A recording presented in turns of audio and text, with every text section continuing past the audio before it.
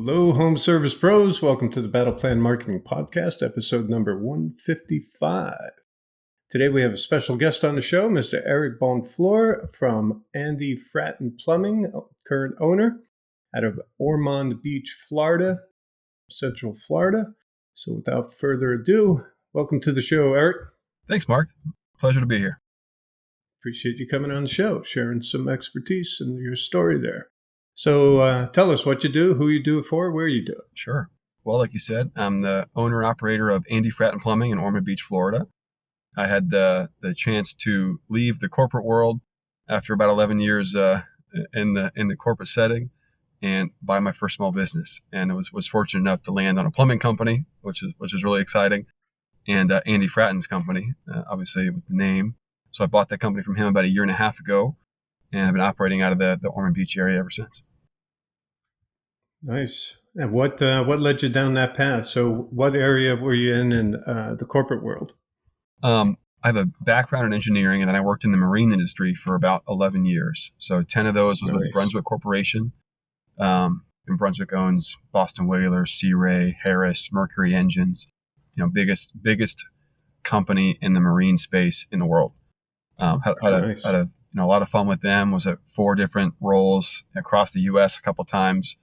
And 2 of my best friends growing up were both entrepreneurs in some shape or form, and have bought and acquired some companies and wanted to make that transition myself. And so I left Brunswick and kind of found a soft landing pad in Florida so I could look for companies, in the Florida area, which is where my wife and I are both born and raised, and landed here. Nice. So your buddies gave you the entrepreneurial bug, sort of? They did. Yeah, that's right. That's right. Nice. So what industries were they in, or what kind of businesses did they buy and sell? One, he and his dad have been in the lawn care industry for 40 years. Wow. And so his dad owned a business. I worked for his dad actually during some summers. Then he had the business once we got out of high school, and he's grown it pretty substantially. Now they have a couple other companies that they own. And then Nice. my other buddy, who I met in grad school, he and his family own about 5 different power sport dealerships in Central Florida. Nice. Very nice. A little bit different industries, but the itch is the itch. Once you get it, it's tough to shake. Once you get it, that's it. The key. It scratches forever. That's right. Yeah. All right. So take me down that path. So we go from the marine industry world, and you're looking to buy a business. What puts your focus on plumbing? Well, I was interested in plumbing in addition to some of the other trades, specifically the skilled trades, for several reasons, and a lot of the same ones that everybody else is. Obviously, the margin profile in HVAC and electrical and plumbing is strong. There's a very low likelihood that AI is going to come and fix Mrs. Smith's toilet next year. So, low risk to the actual industry as a whole. And it's a high need, so it's not economically driven like power sports. I was actually worked for my buddy when I left Brunswick. He and I had potentially discussed wanting to go to business together and maybe buy another dealership. And he and I are still friends to this day. That wasn't going to be the path. So I used that as kind of a home base in Florida and was actively looking for other companies. And so plumbing wasn't economically driven like some of the other ones are. And I saw the pros and the cons of that being in the power sport industry from 23 to most recently. So yeah, those are. So you went through a cycle or two, economic cycle or two. That's right. In the marine industry. Oh yeah, which I imagine takes a significant downturn in a recession. Yeah, absolutely. So yeah. Well, that was wise. And plumbing is, again, all the skilled trades, all the home services, generally, not completely, but generally recession-proof. And, you always got work happening. So right. I do like that. I like that analysis. There is the fear of, Wall Street coming your way, I guess, but AI, not so much. Right. Yeah. Some of these big players have bought up a few guys around us here lately, but I'm in the process of stealing some of their technicians. There you go. Yeah. Because ultimately, from what I hear, private equity eventually they start cutting a lot of things Mm-hmm. eventually, right? Yeah. So employee, maybe at first they can attract employees, Mm-hmm. but ultimately, tell me if it's true, what you're hearing from the employees you're snatching, benefits start to disappear, pay gets lower, etc. Yeah, a little bit of that, but what I hear the most commonly from employees in some of those larger firms are expectations increase, right? Pay is good, and in some cases, pay and benefits are improving with a larger conglomerate behind them, but the expectations are higher, and in terms of both like performance and in terms of hours. So I spoke with a guy yesterday who was working 15. He worked 15 hours on Saturday, 13 hours on Sunday after a full week of 50 hours. Wow. So he's like, man, Yeah. the money's great. My paycheck is fantastic. I'm looking forward to getting this one, but it's taking a toll, and he's ready to not have to do that. And so we operate a little bit differently. So it's Yep. yeah, Yeah, I got a buddy in the HVAC world out here. Is the same thing, taken over by private equity and working them to death. mm-hmm. It's crazy. Yeah. Good way to lose a lot of great talent really fast. Right. But they're the billionaires, not me, so they know something I don't. Maybe they do. It's hard for me to stomach or even think about asking, my team to do that because I don't want to do that myself. I got a family and so forth. But at the end of the day, it's everybody's got a business to run. Yeah, yeah. Well, occasionally there's the need, right? Mm-hmm. Emergencies come up, and you got to put in the time. But over and over and over again, yeah. And that's a good yardstick. If you're not willing to do it yourself, don't ask others, right? Right. So yeah, really good. So and I see also you bought a painting contracting company.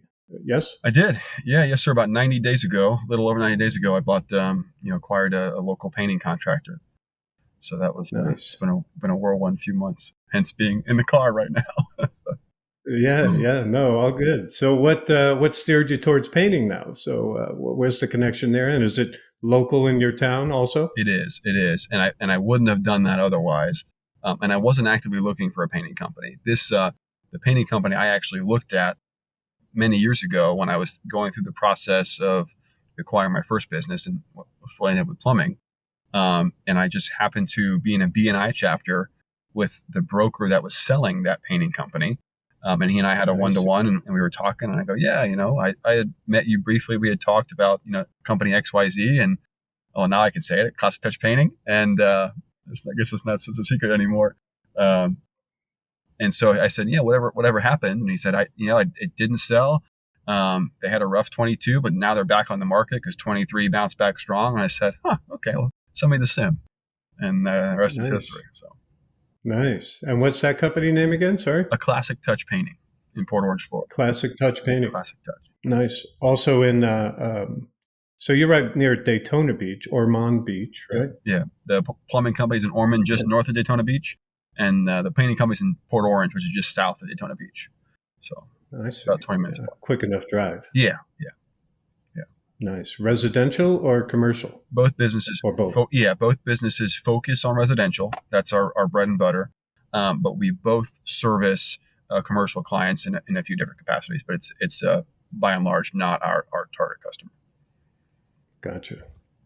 Did you guys escape? It looks like, I'm looking at Google Maps. I looked you guys up on Google, of course, and I see central floods, all south of you. Mm-hmm. So it looks like you might have escaped it. How'd you fare for the hurricane there? We did okay. Port Orange got hit a little bit harder than Ormond Beach did, and they had just flooded 2 years ago in Ian. This area had just tremendous water. Beach was just destroyed, and unfortunately, there's a pretty sizable portion of the area in Port Orange specifically that got flooded again.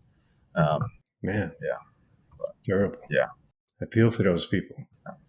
Does that play into your world at all? Plumbing, HVAC? Well, you're not in the HVAC, right? Just plumbing. Yeah, right? Just plumbing.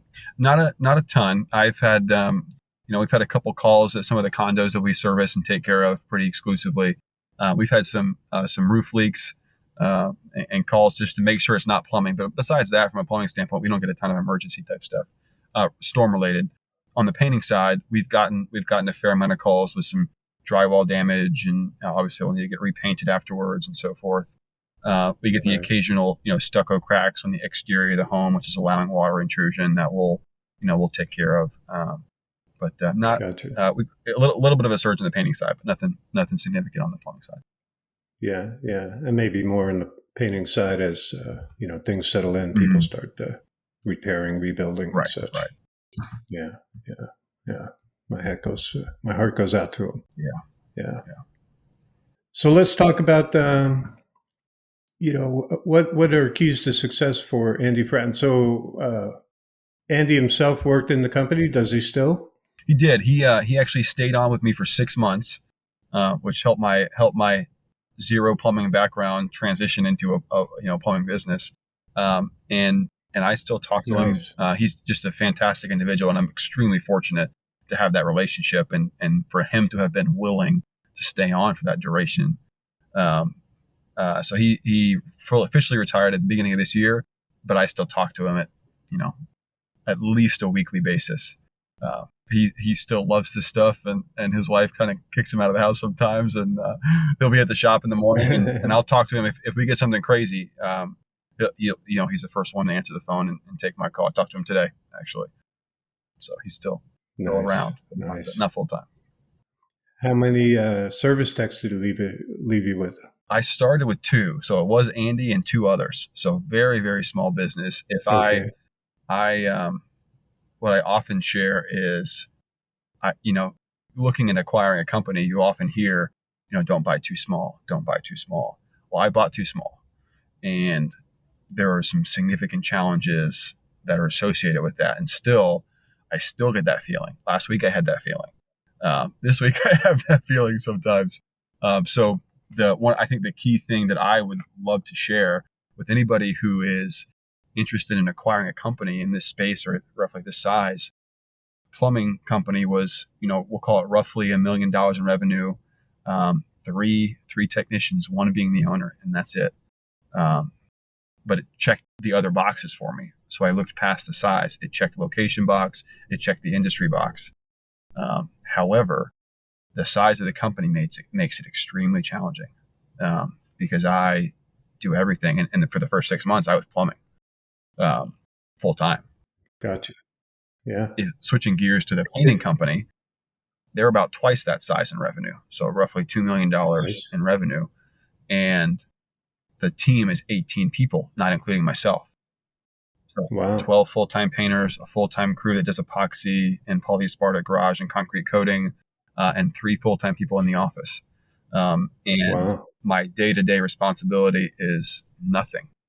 I have zero day-to-day Wow. with the painting business. And if I had, with that company specifically, I can focus a lot more on, like everybody says, working on the business and not in the business, which Right.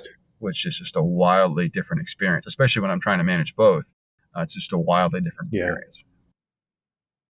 Did you have a lead, a general manager in the painting business when you took it over, or just one of the, there is a manager there? There is a manager. So the previous owner was the estimator and kind of the, what I would call the general manager, but functioning primarily as an estimator. So the office manager, who's still with us to this day, does a great job, and she's kind of the manager. There's not really a true GM, but I office out of the paint shop. I don't have an office for the plumbing. We just have a warehouse. So I'm still, I talk to everybody every day, and split my time fairly evenly across the board. Sweet. Yeah. That sounds like a lot of work. Busy. Yeah. There's never a dull moment. That's for sure. I bet. I bet. Was there or is there no customer service rep on the plumbing side then? There Or is. was there none and now you filled it in? Or Yeah, there was none. There was a cell phone that was attached to Andy.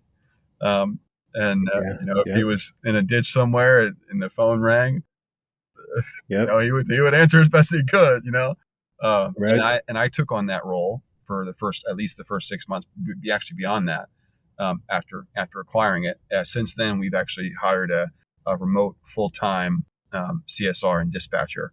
That's just doing a great job. And really, I knew that was going to be the mission critical point to allow me even the remote enough capacity to acquire this painting company.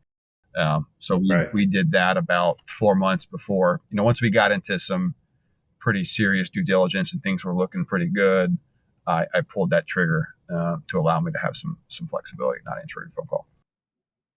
Yeah. Well, that'll help you grow both of them. So Right. yeah, that's off to you there. Did Andy have a great client list, a database that you could go back to and nurture and He did. reactivate? He did. He Yeah. did. Not quite easily. There was no systems. So I don't even think they were using QuickBooks. They would send all the invoices to the accountant in a box at the end of the month, and they would do the books. So there were no systems, no CRM. The phone was attached to Andy. It was his phone number, and the client list was his phone list in his iPhone Wow. 10 Wow. at the time. So Wow. we've now Crazy. quickly incorporated House Call Pro. So we're using that as a CRM, which is fantastic. And we're using QuickBooks, and we're integrated the two, of course, and looking at doing some onboarding with some CRM, with some marketing automation and follow up automation to help smooth that process out. And looking to get to that next level here soon. There you go. Yeah. Yeah, I like it. So, did you go back to the original database then, Erik, and try to drum up some business that way? Or Yeah. I was fortunate. I didn't have to do that for a long time. His phone. He had been operating his business. His business had been open for I think 24 years when I bought it in the same area, and he had been working in the area for years before that. So he was very well known. A lot of customers really respected him. So that phone would ring all day long. I didn't have to do a thing. And then nice, as we slowly started to nice. add some capacity, add a technician, add a truck, about to add another truck and another technician. He starts, I think, in 2 weeks. And the truck will sign for and pick up on Saturday. When that capacity gets unlocked is when I really start to hammer down on the proactive marketing side. So we'll Yeah, reactivate some of yeah, those. nice. Well, you did good work, right? You have great reviews. There's like a couple hundred reviews out there, 4.8 rating.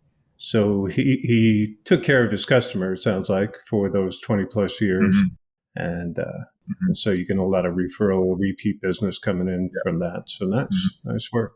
Yeah. Thank you. And you're building it up from the ground up, basically, no systems and all that. Do you have a price book in place now, or was there one originally? We Or do. He had a kind of a rough price book that was on his just notepad, um, and he didn't like doing service work, so, which is where I love. He loved remodeling and all kind of complicated oh, stuff and stuff that jogged him because yeah, he's so intelligent when it comes to this stuff. So that's what he preferred. Where I love I love service. Service is it's fantastic. yeah, And so we do both. yeah. We do remodels and we do service. And we have a price book in place now. We have a price book through House Call Pro that's for our standard pricing. Excellent, excellent. How's the remodel industry? Is that still strong, or Very you strong. seen any changes? Yeah, no, it's very strong. If anything, that's picked up a little bit over the last 6 months. Um, Nice. Tub to shower conversions, bathroom remodels, full bathrooms, kitchens. That's a good portion of our business. Excellent. And now you get to bring in the painting on the backside of that on remodels and stuff. I'm very slowly doing that. I That's part of the reason I'm in my truck right now is because the last estimate I had carried over so long. We started with a water heater, then now we're looking at remodeling his whole bathroom, uh, Nice. which is good, but adds complication, of course. But Yeah. I've been very intelligent, or not intelligent. That was not the right word. I've been very intentional, as I guess what I'm trying to say, about not bombarding existing clients in the plumbing business with, hey, use our paint service, use our paint service, use our paint service. So Right. Right. we'll start to get that. I would like that integration to be more organic than pushed, because our painting Yeah. business right now Yeah. is very busy, and so I really, especially if I'm going to sell something, it's hard for me to sell that if I can't get to them and service them. If you can't get there, Mm-hmm. you're too busy. Yeah. Yeah. Yeah. You wait to the downtime. Right. Doesn't hurt to send out an email blast, though. Right. Hey, by the way, we bought this company, and here's a special offer or whatever. Right. Yeah. When you're down, when times are slow. Right. Right. Good to hear. Did Andy do any marketing, or have you had to start from scratch there? And what's working for you? What's been a total waste of money? We've essentially started from scratch. So he had 2 trucks, his truck and then another truck. Other truck wasn't labeled, wasn't badged. So that was the extent of the marketing that was existing. And so, acquiring the business, I saw that as an opportunity. So we've established, I think we had, like, from a digital profile, we had about, I think, 17 Google reviews. We were at 3.2 or 3.3 stars when I took over. Oh, really? Yeah. So we've certainly put some focus there and put some emphasis there. So from a marketing standpoint, we created really took over the Google business profile, established a Facebook page, established a website. There was no website existing, badged both the trucks, wow. just doing some of the basics. Now we're, going through Google LSA. We got a couple of PPC campaigns out there. So we've really taken it from the ground up and kind of built out a rough foundation. I'm in the process now of looking for a full-time marketing professional of some capacity to handle the tactical or the strategic for both businesses now. Nice work, man. I didn't realize, all that was new. So, the website and whatever, 150, I don't see my notes there. Google reviews. So that's excellent work in 1 year, man. Hats off to you. Yeah, thank you. Thank you. Yeah, that's a big headache right there. Just a website alone. There's a few months of coordination and writing, giving notes, so on and so forth. So good job. Yeah, and that's what I say. That's just an example of got to be careful of buying too small. Is doing that is one thing. That's a great undergoing. We're doing that with the painting company now, doing maybe some rebranding work to then kind of refresh things a little bit, but. Doing that while you're in the plumbing truck trying to change Miss Smith's faucet or fix her toilet is can be challenging. Yeah, I bet those first 6 months were really tough. Did your wife recognize you when you came home, or what? You out there working too much? What? So, any marketing that was an absolute failure for you, and you should tell people out there to be cautious going down that road? That's a good question. I've definitely stepped in a few holes. That's for sure. Let me think. One thing one area I made a few mistakes is hiring. So I would say primarily people driven. Coming from a background of zero plumbing, I mean, I literally, if you said the word angle stop, I would maybe get it right. But I didn't, I wouldn't know how to change one. I had no idea. And so I was so new that people could tell me they know how to do something and I would trust them. I was, very trusting. Well, when it comes to hiring and different things and some of the issues we had, I needed to have technical expertise kind of back that up because I didn't know what I didn't know at that point. So that's one thing. If stepping into a new industry, you've got to be very cautious of, especially a skilled trade like that. So I mitigated that in some different ways with the painting company. But when it comes to other issues, let's see. That's a good one. Do you now bring in one of your senior plumbers or something to grill the prospect, prospective employee on their skill set? I did. Yeah, I have done that in the past. And I've had one of our senior leaders interview with me. I think that also from a technical standpoint, that also helps them have some buy-in on the candidate, right? If they're able to be in the interview with me and say, okay, yeah, this might be a good fit. I think there's a little bit more buy-in on their success, right? So when that lead tech is working with that new employee, it also gives him some ownership in his success, right? Because he had a say in it, right? Yeah, I like it. I like it. Plus, that's been a good feature. there's a mojo, do they get along? You can feel that pretty quick with people too. So your senior guy getting along with the, the prospect is important too. We're breaking up a little bit. Hopefully, Yeah. not, not on the backside there. Yeah, cool. So, what's working for you? Let's flip it around. What's been maybe one of the better investments on the marketing side for you?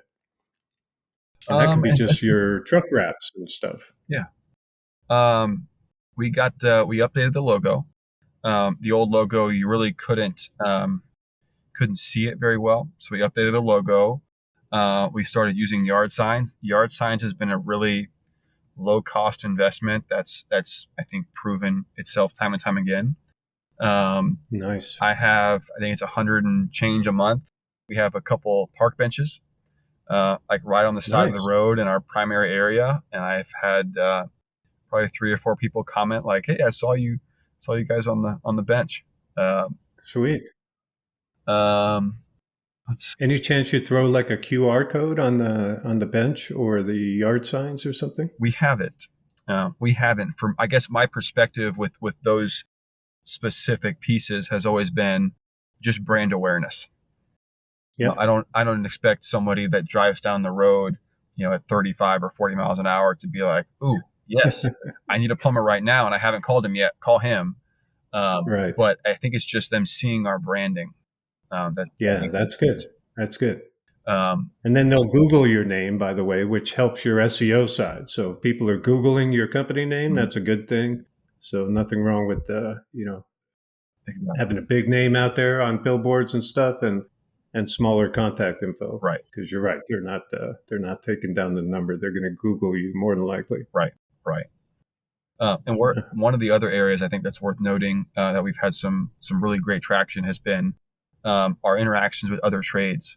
So we have an HVAC company and a electrical company that we have just worked with in passing on a job or two.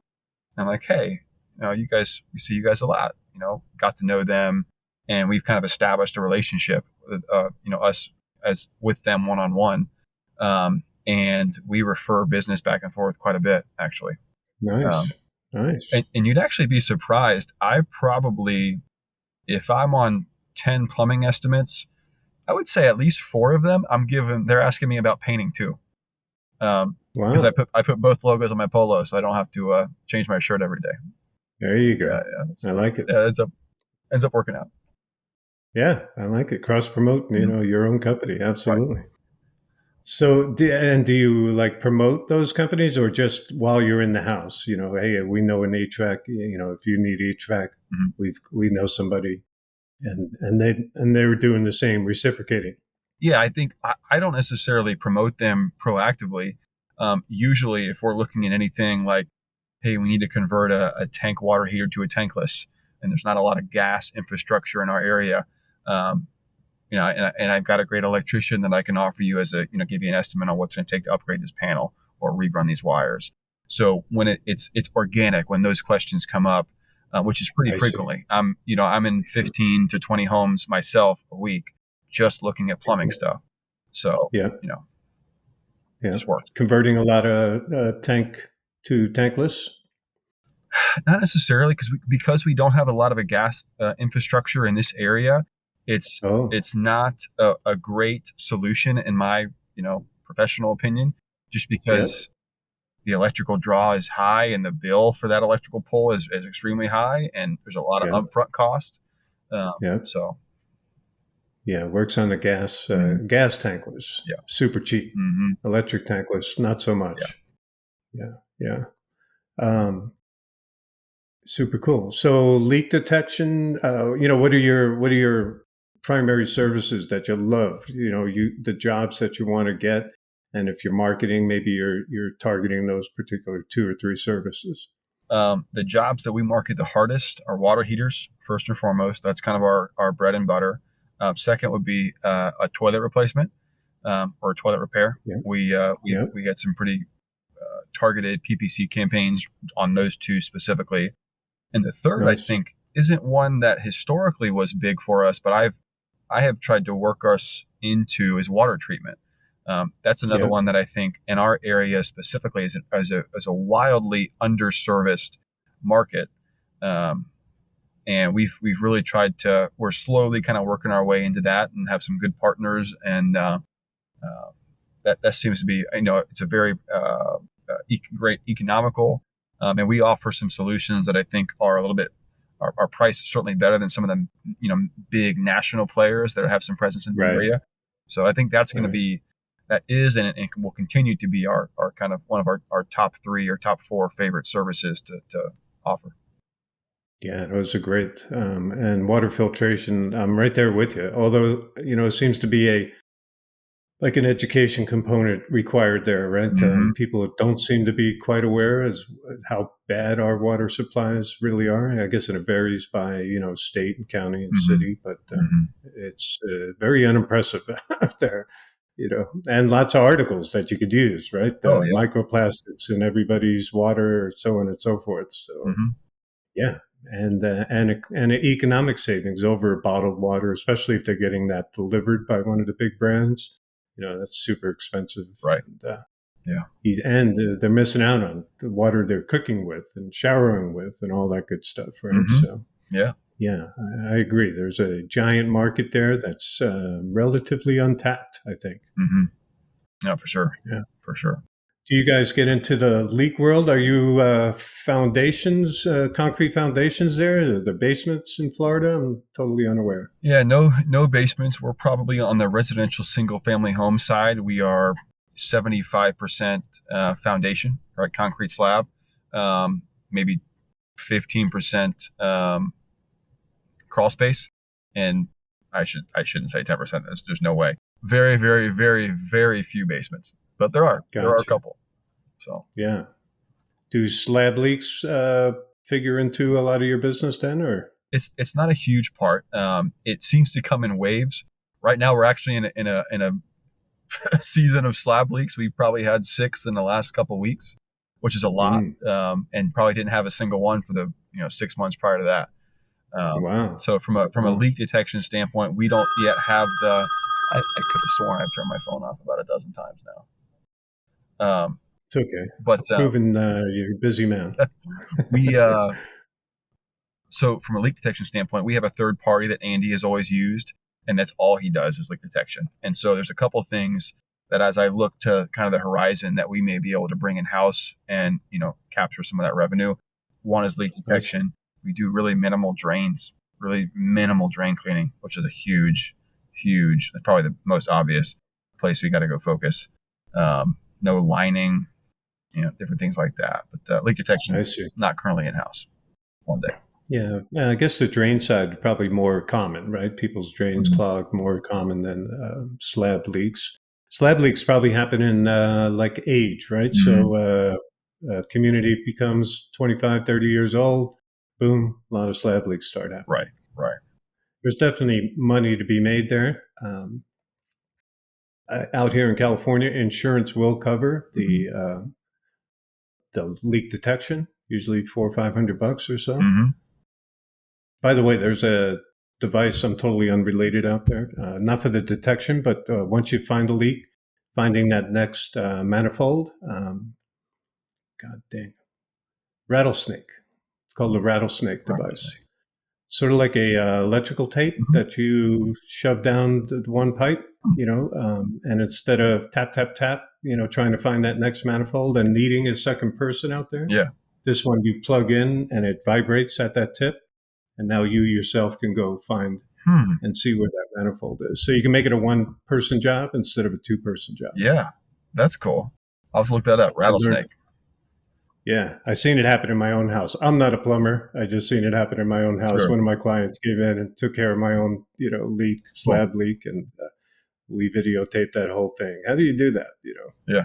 So yeah, cool. Pretty cool. And they get paid to reroute the plumbing also when there are continuous floors, wood or tile floors. The insurance will pay the plumber then to reroute that slab leak up and over, or although I've learned in frost areas that could be dangerous. So I don't know how you guys handle it. Go through the side walls, I guess, or whatever. Yeah, well, we don't have any frost concerns down here in Florida, so I wouldn't know anything Yeah. about that.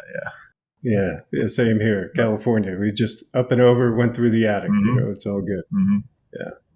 Yeah. Nice business out there. Yeah. So yeah, I like the concentration there. Water heaters, water filtration. Mm-hmm. So yeah, drains, another big opportunity there, right? Mm-hmm. Yeah, Pulling liners through. there's a couple $100,000 in drain cleaning. I think we could do on an annual basis pretty easily. Yeah. Yeah. Especially when you look at lining and different things. Yep. I've got a plumbing client up in the Hesperia area, California, who started doing, what do we want to call it? Like a seminar, educational seminar to realtor groups in the area, letting them know that they need to do a camera inspection of the sewer while in escrow, instead of just at home inspection. And he started it because one of his clients, he got a call. There was somebody a little old lady just bought a house, didn't do that. And now she's got like, I forget what it was, $20,000-$30,000 sewer repair job. Yikes. And it became a lawsuit, with the previous who she bought the house from, and then the realtor, so it became a legal nightmare.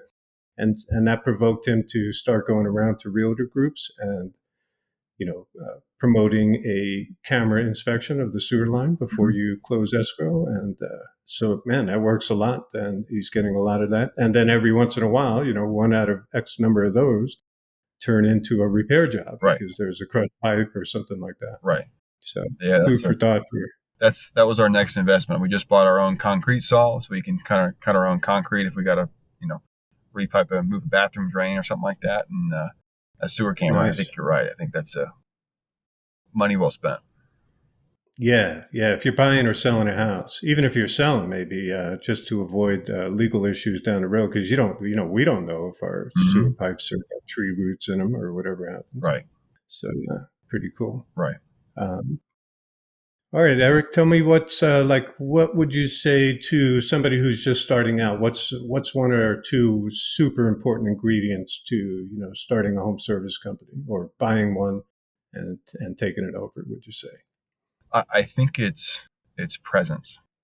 And what I have learned is when I go through kind of periods of time where I'm super focused on something in the office, where I'm going through a website or something like that, I can tangibly see the difference in our business performance when I pull away from, being present with the guys or being present in the field.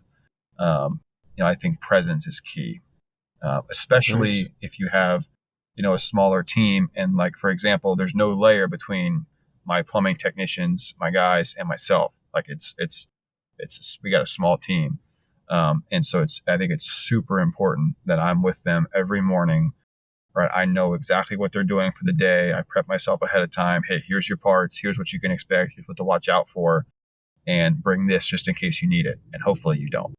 I think those conversations and that one-to-one presence time is super critical, because it's hard with my painting company. Our team takes the trucks home, whereas the plumbing company keeps them in the shop. And so I get very little face time with my painters. I see. And it's not as necessary because there's that kind of a middle layer of leadership that has that daily presence with them. Right. But when I first took over the painting company, I was trying to split my mornings. Monday, Wednesday, Friday here, Tuesday, Thursday there, vice versa. And I could see physically, I could physically watch it if I pulled up the cameras, but I could also feel it in my relationships and the performance of the business. That I was losing touch with my plumbing team. And so, especially if you're looking at something that small with in this type of industry, presence is key. And I think one step beyond that, it's having a cadence. One thing I've learned very, very recently is giving them some insights on how they're doing, not just going through and showing up at the shop and saying, okay, today is this, here's your parts, go. But it's also sharing more intimate information about the business with them. Like, hey guys, here's kind of where we want to be. We want to be at X thousand roughly in revenue on a daily basis. Yesterday was a great day, or yesterday was not quite a great day. We had a couple of these challenges. giving them insights to help them make those little micro decisions they make every day. I think is a big deal. It helps out quite a Nice. bit. Yeah, I like that. Yeah, being present. Absolutely. Mm-hmm. Do you give your service techs in the plumbing field the option to present to the homeowner good, better, best solutions kind of thing? We do. That's something that we're working towards. And I've done listening to other podcasts and different things. This podcast, a couple of different guests have mentioned it. Options are really important. And so Yep. the culture that I acquired and the team I had acquired was not, that was like, we're not selling, we're plumbing. Blah, blah, blah. Right. If they got a toilet, we're going to Right. fix it. We're not going to give them a flapper and a fill valve. But I think it's all about presentation, both to the plumbers and then from the plumbers to the clients or the homeowners. We work on at least two options, right? Every issue has at least two options. If it's a Yeah. water heater, it's very easy, right? Because there's different types of water heaters.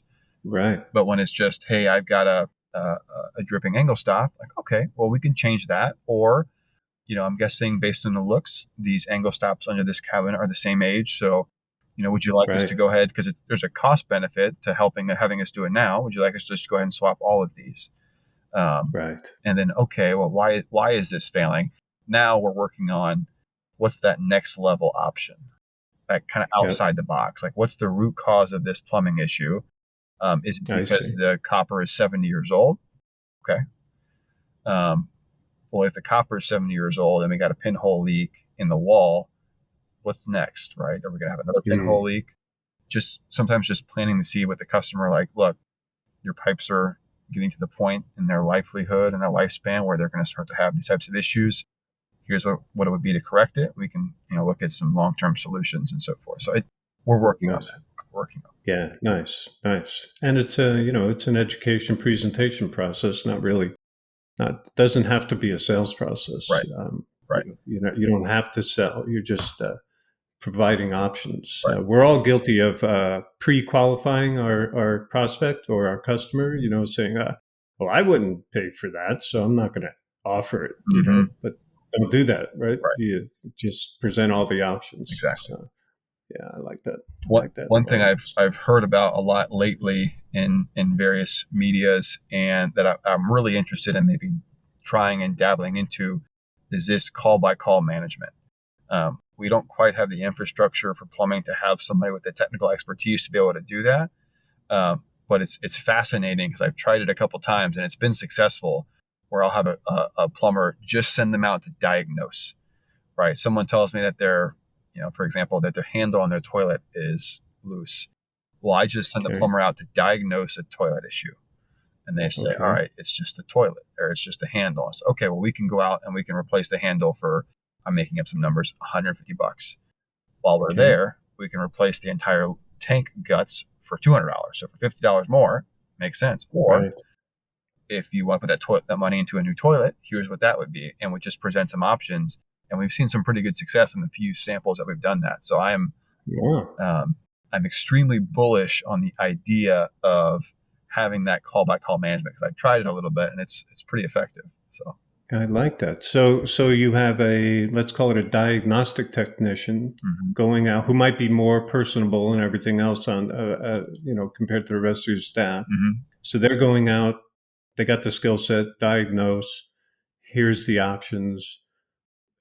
And do they close? Like, which would you like to do? And then the service tech comes later to do that? Well, I think in this context, what we have tried to do is I'll send the tech out to diagnose, and they'll actually call the office, and that the call by call manager role is being filled by myself right now. I see. And so they get the diagnosis. Hey, Eric, here's the diagnosis, and I'll say, okay, well, based on your diagnosis, here are the options we should present. They just present the options, little spiel on why they have these options and why they're important. And then the customer just makes their decision and we move on to the next call. So it takes I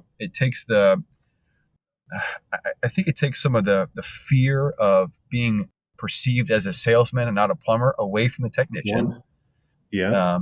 And you could really fine tune somebody that has deep expertise in option selection. Have somebody in the office that does that full time, and it would be pretty powerful. Yeah. Also, to the homeowner, I think you're removing some of the salesy process. Also, obviously the tech is not going to be salesy, and now we're getting an expert on the phone,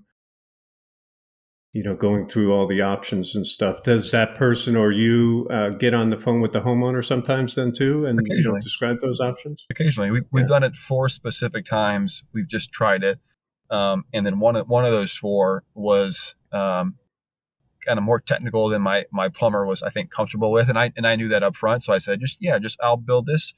I'll call you back in 3 minutes and just put me on with the customer, and I'll walk them through the specifics of the things that we can offer to fix this issue. Yeah. So I like it. yeah, I like it's it. good. Do you guys offer financing for some of the bigger jobs and such? We haven't.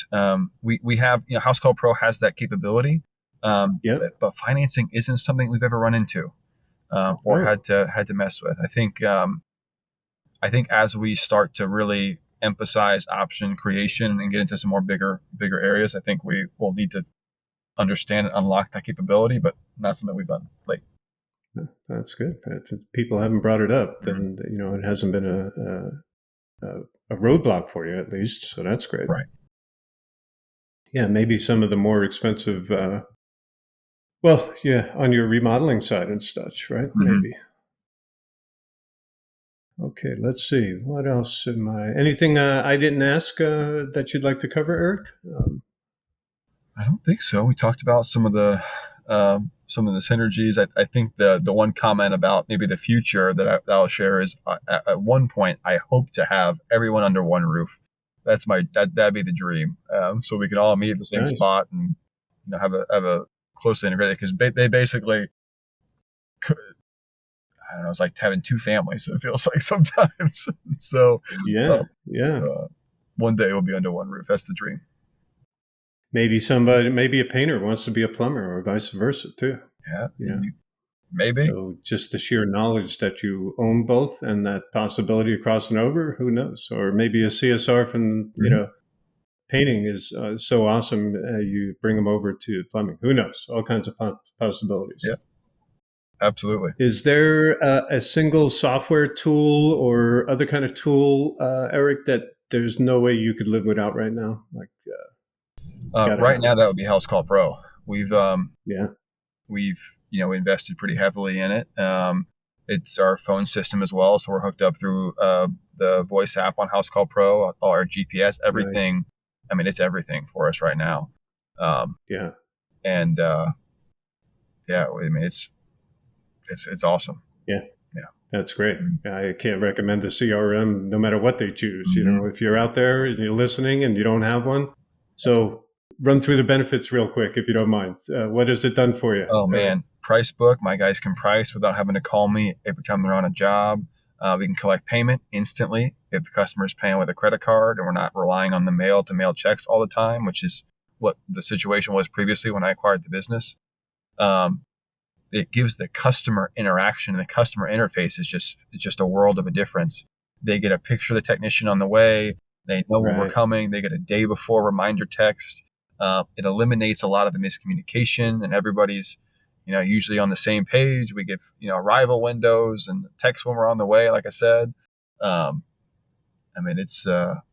it's fantastic. It's awesome. Yeah, it's awesome. Yeah. It's like, how did we live without CRMs before? Exactly.